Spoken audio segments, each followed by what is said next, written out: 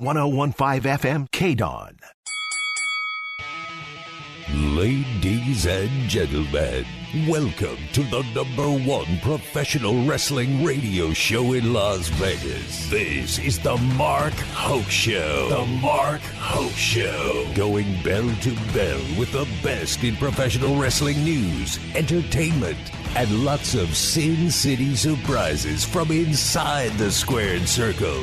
Now, let's get to all the exciting pro wrestling action and bring on the host. Here is Mark Hoke. Good morning, Las Vegas, and a very happy Easter Sunday to all of you. Hope you're getting to spend some time with your family and remember what the day is all about. A very special day to all of us Christians out there. We certainly know what this day is for, so enjoy it and celebrate a very special day for all of us. And have a great time. So be safe out there and enjoy your families. All right, everybody. Boy, I'll tell you what a wild week in pro wrestling. And it's WrestleMania week, everybody. Wah! Here we go. Oh, my God. It has been weeks, months of preparation for this big showdown in Philadelphia as we get ready for Dwayne, Roman, Cody, Seth, Drew, even the one-wigged Punk, that rare sighting, and so much more. And the party is getting more and more full as this week has gone on. We're going to get to talk all about it as the show goes on, and I am Mark Hoke. Thanks for being with us. It's the best in pro wrestling news and entertainment on KDAWN. Very happy to have you joining us today. And we had a very special guest as Booker T got to join me sitting in for Ken Thompson on SportsX Radio, which airs here Monday through Friday, 6 to 8 p.m. We're going to hear from Booker T on the show. Got some pieces of that interview we're going to be playing for you. So that's going to be a lot of fun. And some big announcements. Of course, I'm going to be the on-stage host at the Vegas Toy Con. And get ready because Mick Foley and Sting are going to be there.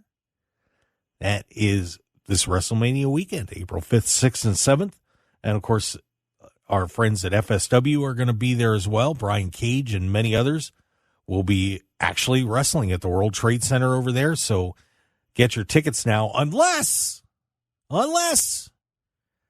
you just happen to win them today. That's right. We're going to be giving those away, a set of 3-day passes, and we're also going to be giving away a special set of 3-day passes plus a VIP photo experience with none other than WWE Hall of Famer Mick Foley. How about that?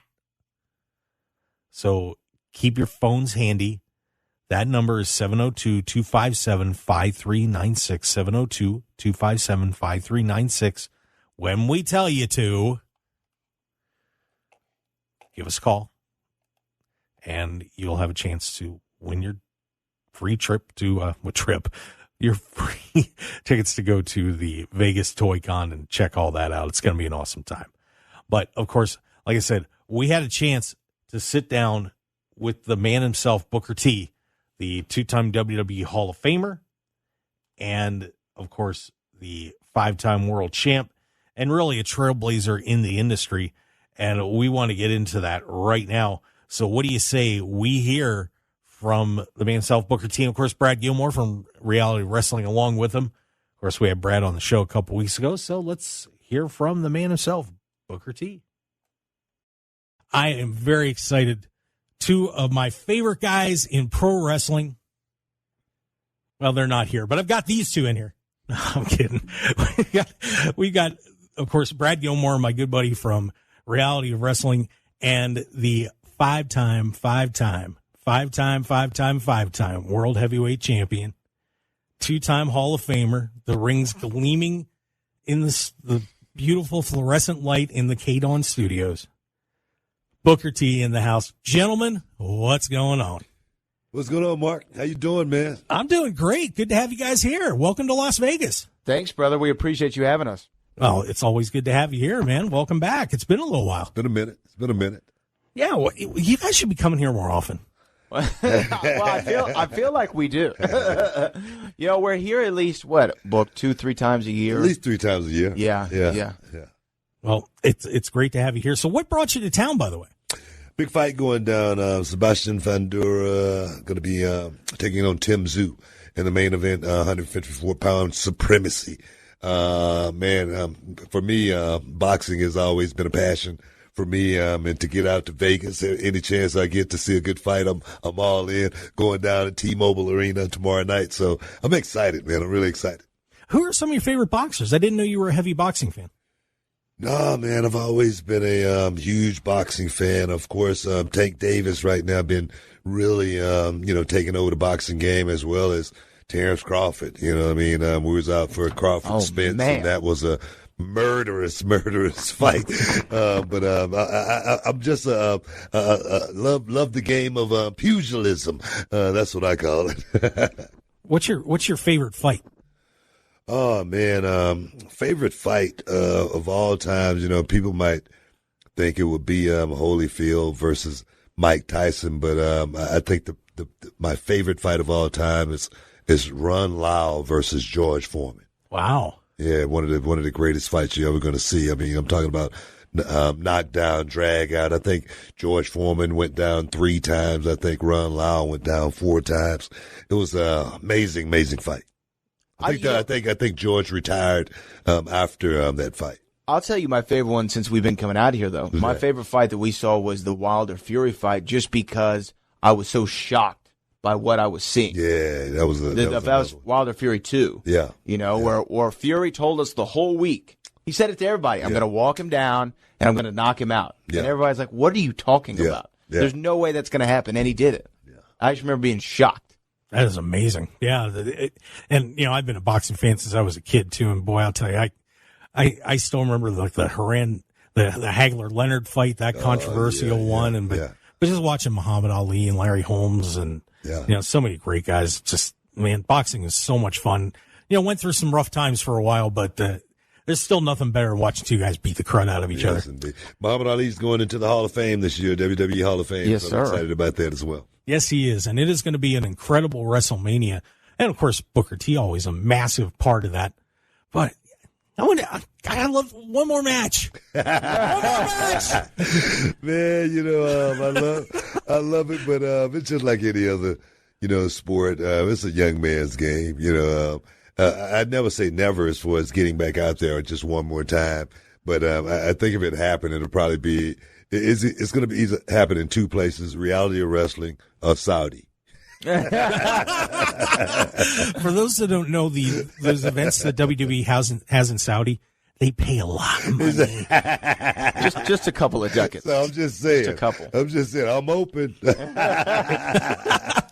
let's put Brad Gilmore on the spot here for a second. Brad, if you got to pick the opponent, let's say Booker said, "I'm coming out. I'm doing one more."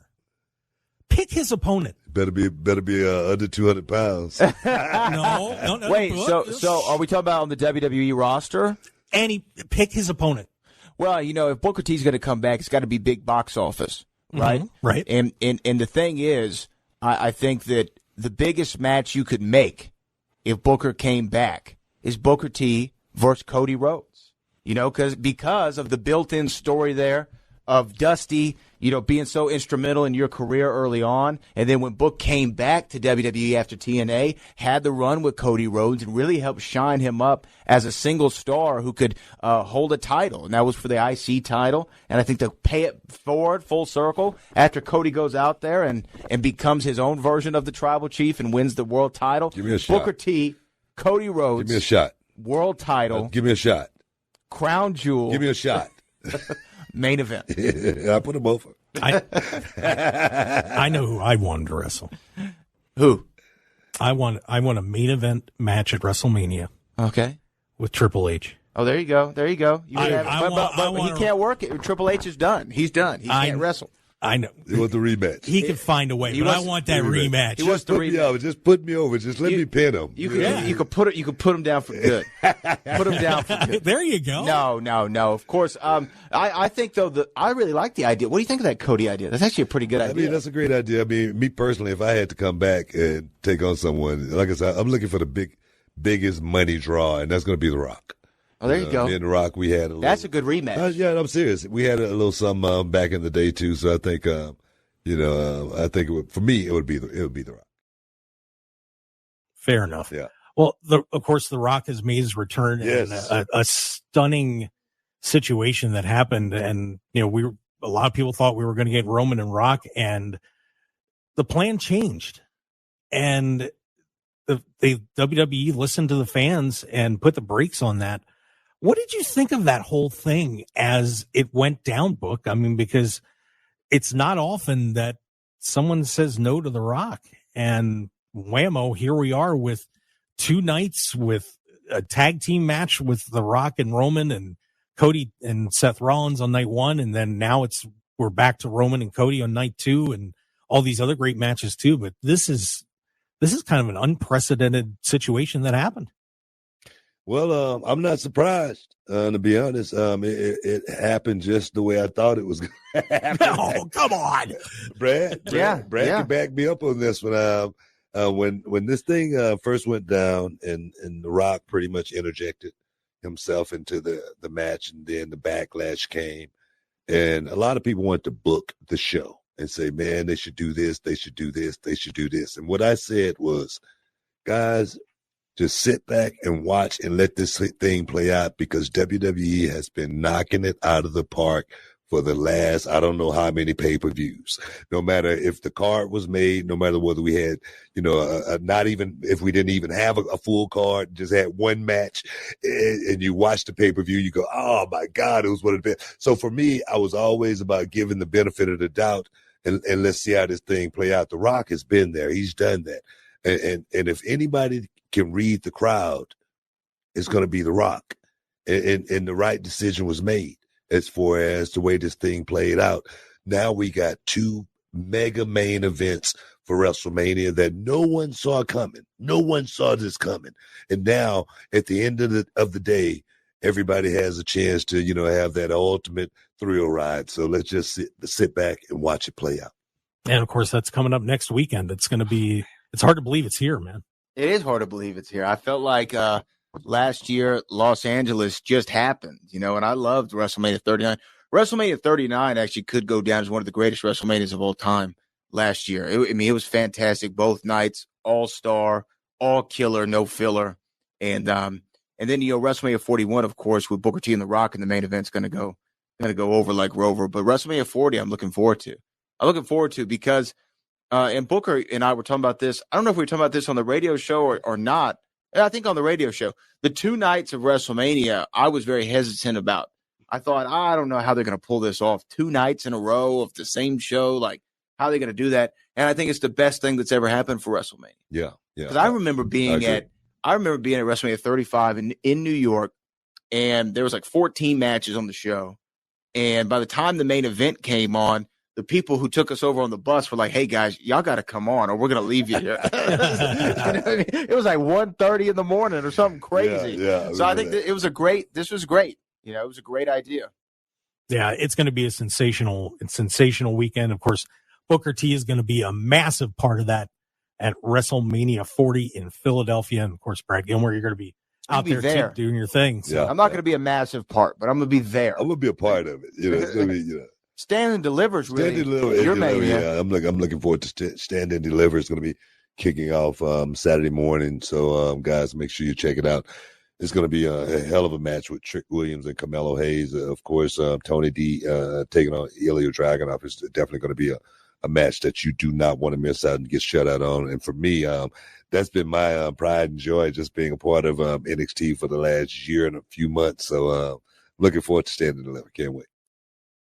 All right, and we are going to hear more from Booker T and Brad Gilmore when we return here on the Mark Hoke Show. It is the best in pro wrestling news and entertainment. Of course, don't forget, we're live streaming here too on YouTube and Facebook, so if you want to get in and make your comments, we would certainly appreciate that as well. And don't forget, we've got a whole lot more coming up, giving away some tickets to the Vegas Toy Con, your chance to meet Mick Foley. So stick around, everybody. We'll be right back on the Mark Hoke Show.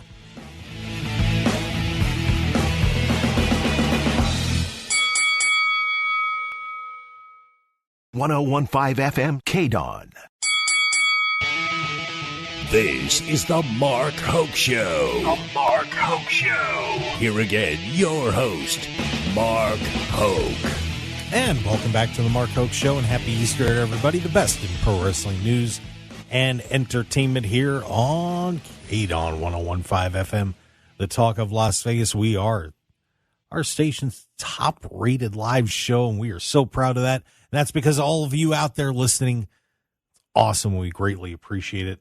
So what do you say we get back to it? Want to hear more from the two-time WWE Hall of Famer? That's right, Booker T and Brad Gilmore, who joined us here in the KDAWN studios on Friday for SportsX Radio. Let's hear more from Brad Gilmore and Booker T. Well, do we have a second? Can I say something? Yeah. Okay. You know what? There's a lot of Rushmore talk, and I've thought about this recently. Book, you shouldn't be on the Mount Rushmore. You shouldn't be. You should have the Lincoln Memorial. No. Because he's in a realm all by himself. And I think that Booker T, and I mean this, is the greatest wrestling superstar in the history of the business. And I say this for this reason. Think about anything you could think about in this industry. An elite tag team wrestler. Okay, done that. An elite single star. Done that as a technical wrestler, right? Memorable moveset, memorable catchphrases, entertaining on the mic, great as a babyface, better as a heel, but still equally great either way of it. Then you talk into the character standpoint, promos, matches. Then you go, okay, well, he's done being a wrestler. Now he's commentator. He's doing excellent at that, right? Okay, maybe not a commentator anymore. Oh, wait, he's also a trainer. Oh, he's also doing a school. Oh, he's also the SmackDown general manager. Oh, he's also an analyst. He's also going to host all these shows for the WWE, right? I mean, any aspect of this, in reality wrestling, he's a manager and a valet, right? Any aspect of this industry that you could possibly think of, from promoting to wrestling to coaching to babyface, heel, singles, main event guy, opening match, middle of the match. He can give you something entertainment in a hardcore title match, or him and Goldust. Anything you can think of in this industry, he's done it and excelled at the highest of levels on it, like nobody has ever done, ever. You can't name another person who's done all the roles that there is to do in wrestling and been elevated and elite at it. So you shouldn't be on the Mount Rushmore. You should have your own monument. Appreciate it, man. You really should. The greatest wrestling superstar of all time. Appreciate it. And he married up. And he's got a Hall of Fame family. And I got a Hall of Fame wife. You got to love that too, man. His wife's a Hall My of Fame.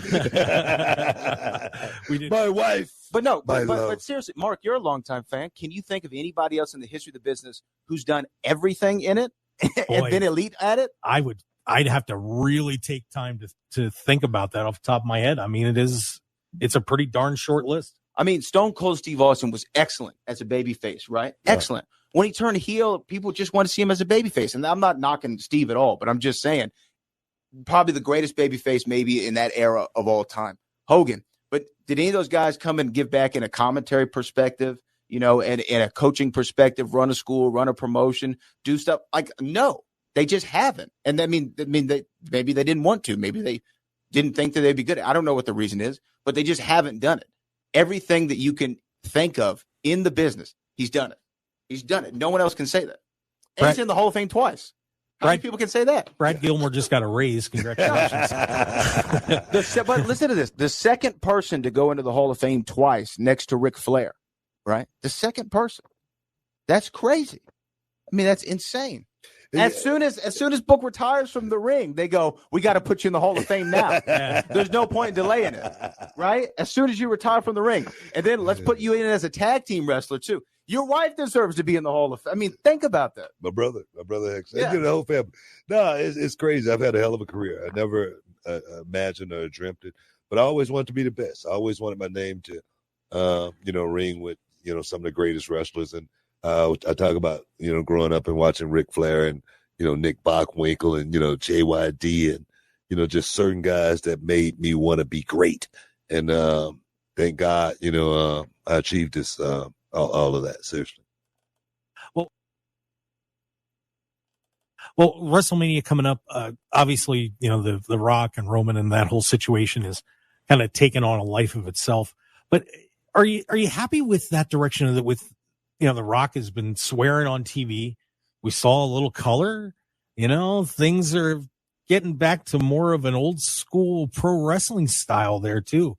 Should WWE stay with this get back to, you're laughing. No, I mean, you know what? I like it. Yeah. I like it a lot. I really do. Wrestling has always had an edge to it.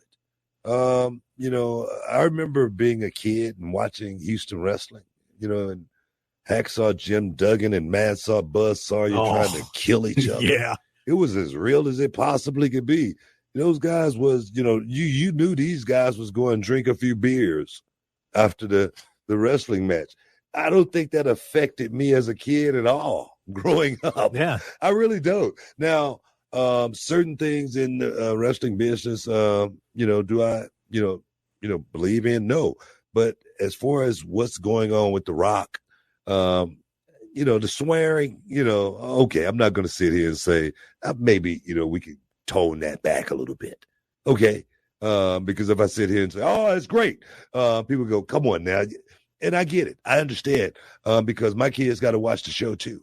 But as far as the edginess of it, the girls, the payoff as far as the matches, I'm all in for it. Bringing that attitude era back, just that feel a little bit. I love it. And I think to the Rock swearing thing, I mean, and I get what he's saying, like as far as, it's a kid's show, you want to think about kids, but I do think that I like it. And the reason I like it is because, The Rock is really utilizing those Hollywood chops that he has to bring us into the story. You know what I mean? And to me, sometimes you do have to have some colorful language in there to make somebody feel like this is real. Because I was showing Booker a video earlier of The Rock beating up on Cody after I guess someone told him we're all clear. And then The Rock keeps in character, keeps beating up on him. But the things that he's saying are things that somebody actually might be saying if this was really happening. Do you know what I mean? Yeah. Like, Book, if you got into a real fist fight right now, would you make sure that you edited yourself, or would you be like, listen here, you, right? Because that's a real element of it. Now, do I want that on the show all the time? No. Do I like blood on the show? I actually don't. I've never liked color ever. I don't like it. Yeah. It doesn't do anything for me. If anything, it makes me want to turn the channel. But I understand what they're doing in this particular aspect because, Booker and I was talking about the Rocky movies. If in Rocky 1, Apollo and Rocky go at it, and they don't look like they've gone through a fight, and they're just still pristine and pretty, and there's no sweat, there's no bruises, there's no blood. Well, I don't believe that a fight just happened. I believe that y'all just shot a movie, right? Yeah. Now, with what Rock and Cody did, I believe a fight just happened. Something just went down. He's cussing him out. He's bleeding everywhere. And the thing is, not just that. I think it's just like, say, for instance, we watch the UFC, and a lot of young people watch the UFC as well. But I think the UFC is catered to a more adult audience. It is. And I think that's something with professional wrestling had gone away for quite a long time. You can be a grown man and say, man, I got to go home and watch Raw tonight. You know what I mean? Yeah. Until now, it's cool again. For a grown man to say, man, I got to go see what The Rock doing, because Rock's been so big in Hollywood and everybody know what they're seeing. They know they're seeing a great act. And I think it's great. Yeah. Yeah. It's funny that you guys talk about the color, and one thing that I guess watching that era back in the day and remembering like Magnum TA and Tully Blanchard. Oh yeah, man. And those matches, I always thought that it had a place, but it had to be the right place. Sure. Exactly. Yeah. Yeah. I agree. You didn't want to just do it every week. Yeah. You know, it's like if Brad and I got into a beef, Mhm. you know, and eventually I'd beat the hell out of you. we would get to that point where you would try to beat the hell out of me and fail miserably, and I would leave you in a bloody pile, right? But it would get to that crescendo. Yeah. Right. Yeah. There might be one spot where, you know, you might whack me with a wooden chair to Sure. establish a point in the feud where, okay, that's it. And then we get to the big match. Yeah. I You know, mean, but look, there are not every time we interact. There's different schools You know? of thought on it. Like I've heard John Moxley, you know, who's kind of I'd say prolific leader, That would be an perhaps. understatement. But he says like, oh well, I think about it. If I get into a real fight and somebody's punching me in the face, I'm going to bleed. Like that's his psychology. And you know what? Do I understand that? Yeah. Do I agree with it? No. But that's just that's his take on it. And you know what? I mean, to each his own. And I do think that there is a place for it in wrestling. It's just not something I like. But I think everybody got to agree that The Rock, the element of The Rock, definitely has turned grown folks on to watching wrestling again. Hell yeah. And I think that's really the modus operandi of The Rock presence more than anything, as well as being able to lead by example. These young guys that's watching the show, just like say for instance, watching the Drew McIntyre CM Punk thing. Did it feel more real to you?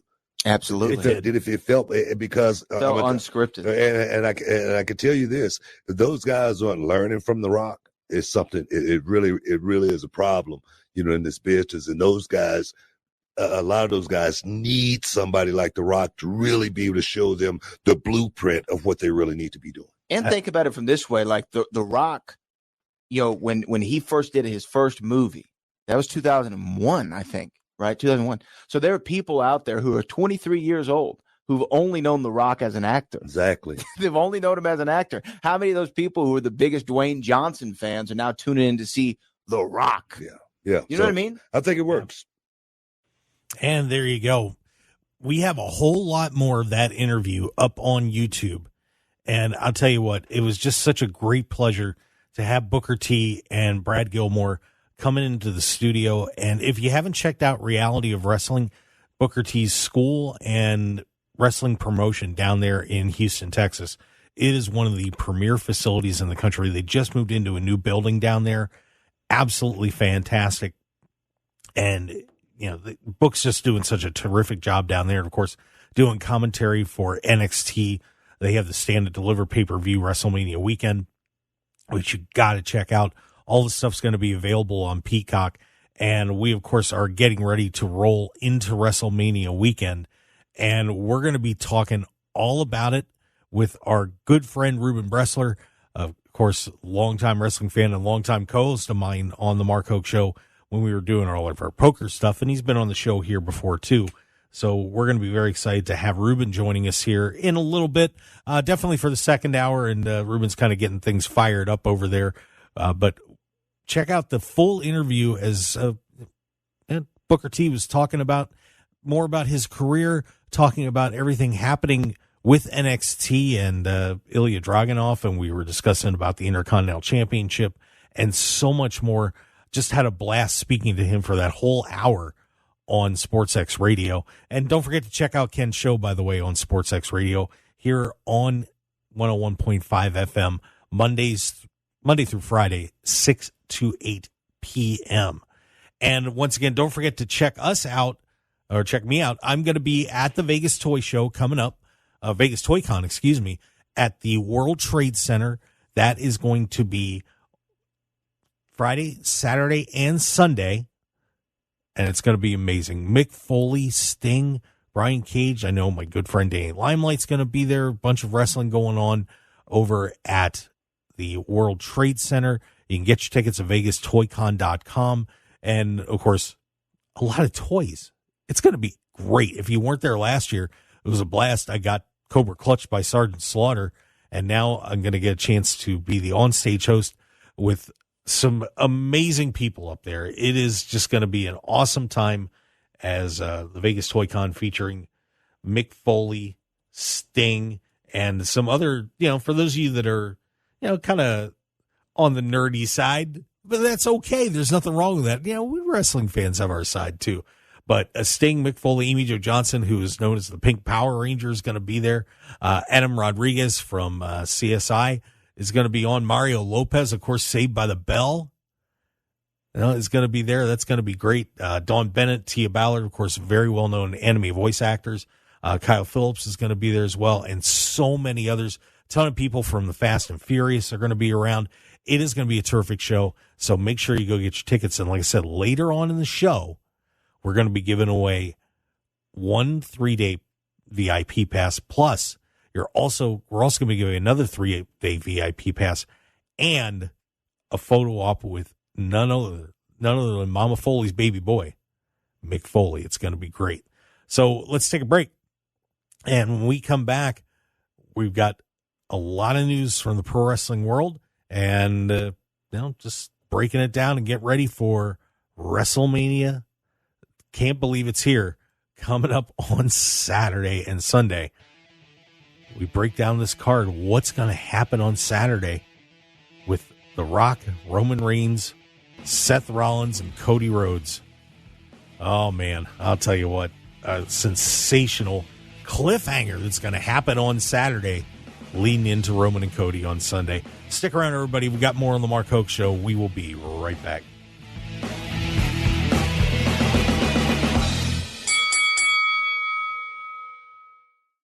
.1015 FM KDAWN. You're listening to the #1 professional wrestling radio show in Vegas, The Mark Hoke Show. The Mark Hoke Show. Now, here again is Mark Hoke.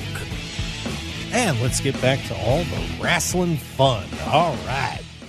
It's the best in pro wrestling news and entertainment here on KDAWN 1015 FM, the talk of Las Vegas. I'm just shimmying buttons all over the place trying to get this thing done. And very happy to welcome into the show my favorite fuzzy bear out there. I dig this dude forever. Reuben Bresler on the show. Welcome in, my dear pal. How you doing, buddy? I'm doing well. How are you this morning? I am conscious. I mean, that's better than I can say. Oh, we hear you, so. Well, I'm present. We'll see how it goes. But thanks for having me back on the show. It's good to see you, and excited to chat about the recent goings on in the world of professional wrestling. Absolutely, and of course, once again, thank Booker T and Brad Gilmore for stopping into the studios. That was really cool to have them hanging out with us down here at the Odyssey building and taking the time out to buzz over here. They come into town for a fight, very busy schedule for them, so them to swing by, very awesome to get a 2-time WWE Hall of Famer to just, I'll come on over. Cool. Yeah. He's 2-time WWE Hall of Famer. He is technically a 6-time world champion, but he always calls himself the 5-time. So that always confuses me, right? But, it sounds better when you say the 5-time world champion. Yes, I think so too. But and it was interesting. And, when the interview and the full interview is up on YouTube, where I had the book for the whole hour, we did pieces of it for the show here today for time limitations. But, it was funny when I was speaking to him, and Reuben, I'm curious to hear your thoughts on his place in wrestling history, that, he managed to emerge through WCW among all those huge names that were there. I mean, you're talking getting through Hogan, Goldberg, Nash, Hall, Ric Flair, Diamond Dallas Page. And, that was another name that really fought his way through too. Yeah. Jeff Jarrett, and so many other people that were in that promotion, and somehow Booker T made it through. Yeah. And got to the top, and everybody was not just, he got pushed, but he earned the fans' respect to get to that point and do what he did. I mean, it's absolutely incredible, him reaching that pinnacle that he did. For sure. I mean, not only as a solo wrestler, but also as a member of a tag team, obviously. And a member of a faction and now on commentary. He's able to just do it all. And he has a very unique spot, not only because he's a world champion who is a black man, which is not the most common thing in WWE, WWF, but also because you just don't get a half dozen world championships just regularly in that era. People held the belts longer. There were fewer belts. It was a different time. And, you also have, in addition to the names you mentioned, those are all names that we hear about constantly, but he's in the Hall of Fame twice. And then you've got names, people like Lex Luger, who aren't in the Hall of Fame. You've got names like Sting, who aren't in the Hall of Fame. And so there's so many games you have to play as a professional wrestler of his caliber. He had the talent, he had the stage presence, he had the mic skills, but he also played ball. He knew how to work the system to his advantage. He had it all. He has everything. Yeah, and the other impressive thing about him too is that he survived the WCW failure to come over to WWE. And how many of those guys actually made it? It wasn't many. It was very few. And he actually was one of those guys that managed to thrive in WWE, even though, I brought up in the interview the Triple H match, but, we'll try to pretend that didn't happen. But otherwise, they can't all be winners. Yeah. Well, something has to be not the best thing you've ever done. Yeah. But, just an incredible talent. And then, of course, running his promotion, training people, back doing commentary. I mean, he's done it all. And, Brad Gilmore in the interview said, name a guy who's done all that. And, man, you're hard pressed to come up with a name. You really are. Yeah. Especially when it comes to commentary, you get people who are, good, like Jerry the King Lawler, but when it comes to people who are full-time commentary guys, it's Booker T at the top in terms of in-ring accomplishment.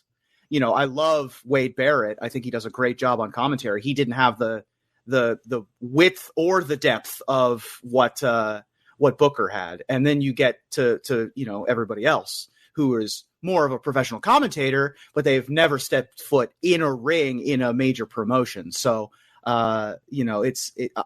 personally, I'm never stepping foot in a ring. I would rather be the Michael Cole rather than the Pat McAfee or whatever. But yeah, Booker, he's done everything at the highest level, and it's inspiring, really. Absolutely. So yeah, it was great to have Book on the show. And now the other thing that came out of the interview that I wanted to talk to you about was what The Rock has been doing. And I'm wondering if there's going to be any permanent change to WWE with what he has been bringing to the table. He's dropping some bombs on air. We just saw him bust Cody open on Raw on Monday night. And, I'm sure it's catching a lot of people's attention. Now, is this just going to happen because it's The Rock and then it all goes away again? Or, do we see a little more edgier product again from WWE? I mean, AEW has been doing this for years. Yeah. And, sometimes they say, well, they go overboard with it. And to a point, I do agree, but is WWE maybe realizing maybe we should be doing more of this? It's a weird line. We talked about it with those guys, but what do you think? So I love entertainment theory as it pertains to the film industry, as it pertains to writing, and as it pertains to professional wrestling. I think that there are three things that are all happening simultaneously with pro wrestling right now. One is the proliferation of doing promo and doing advertising outside of the show. We've never seen anything like a 20-minute promo on Instagram from The Rock. We've never seen a star like Logan Paul, who's a star in his own right, outside of WWE doing promo, right? We haven't seen stuff like people making the staying in character like it's the kayfabe era quite as much as we have, there are people who've stayed in kayfabe and stayed in character the whole time. Your MJFs, your villains. But it's sort of taken over the industry again. So that's one thing, is we have all of these other avenues that people are cutting promos and advertising the product. The second thing we have is the return of the Attitude Era. Not just The Rock coming back, but we already sort of had that with LA Knight. We had that in a lot of the sort of over-the-topness of Rhea Ripley in particular, I think, is definitely a throwback to the Attitude Era. And, you know, a lot of that sort of really embracing the antagonist role and that sort of motif of character. And the third thing is, you're right, we're getting dirtier mouths, right? We're saying curse words, and we're going harder in the paint as it pertains to real life relationships, like going after Cody's mom in that one segment, CM Punk going after Drew in their most recent thing. You know, all of this, they're bringing in so much more real life reference material into the product. So all of this has sort of built into a new era. I really think that there is maybe the last year, starting ish with LA Knight's rise to fame, of like Attitude Era 2.0, but Attitude Era of a different kind, of more into the kayfabe, dirtier, grittier. It's sort of like when Chris Nolan took over the Batman series. It went from like a comic book series to a gritty sci-fi thriller. And that's kind of where we're at right now, is we're a much grittier, much more realistic feeling WWE, even though we sort of lived in a popcorny kind of action movie era for a decade. Yeah, but it's, you know, and to me, it's a little more clever though, too. For sure. Absolutely. It's, you know, it's not like the Vince McMahon-y stuff where it was very sophomoric humor. You know, this is Agreed. This is a higher level of humor and intellectual challenging, as opposed to just, you know, hey, I'm going to dump a bunch of poop on your head, you know, kind of stuff. And it wasn't just the switch to Triple H, but that did help a lot. I think that Triple H taking over, The Rock being a member of the board of TKO, the sort of leaning into that era that they grew up in, that they were stars in, and trying to bring a little bit of that magic back is really helping a lot too. Absolutely. All right. Well, that is going to wrap our number one here on the Mark Hoke Show. But guess what? Don't be disappointed. Don't be sad. We have an Easter egg for you. It's a really big one. There's another hour. Isn't that great? Amazing. My favorite. And we have presents for you. Isn't that terrific too? Because we've got those passes to go to the Vegas Toy Con, where I'm going to be the on-stage host. It's going to be fun. So hang around, because we've got that VIP package, set of 3-day passes. We got another set of 3-day passes, plus the photo op with Mick Foley. So you might get Mr. Sockoed. Well, you won't get Mr. Sockoed, but maybe you can say hi to it. But stick around. It's going to be awesome. A whole lot more to come on the Mark Hoke Show. Myself, Reuben Bresler. Stick around. We got a whole lot more for hour number 2 of the Mark Hoke Show. We'll be right back.